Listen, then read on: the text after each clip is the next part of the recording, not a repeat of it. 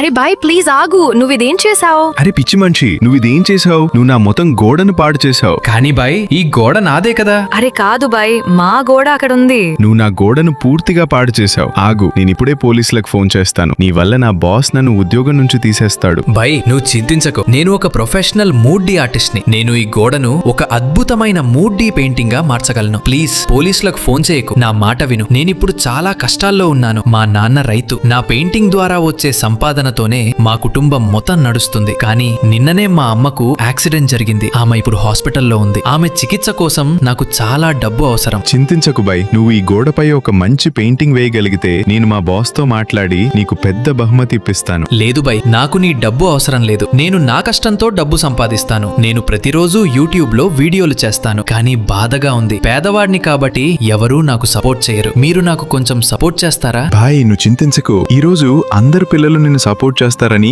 నాకు పూర్తిగా నమ్మకం ఉంది. ఎందుకంటే ఈ వీడియో చూస్తున్న అబ్బాయిల అమ్మాయిల మనసు చాలా పెద్దది. నువ్వు చూడు, వాళ్ళు వీడియోకు లైక్ చేస్తారు, ఛానల్ సబ్స్క్రైబ్ చేస్తారు, మరియు కమెంట్ లో ఒక రెడ్ హార్ట్ కమెంట్ చేస్తారు. ధన్యవాదాలు బై. చూడు, నీ మూడు డీ పెయింటింగ్ పూర్తయిపోయింది. వావ్ బాయ్, ఈ పెయింటింగ్ చాలా అందంగా ఉంది.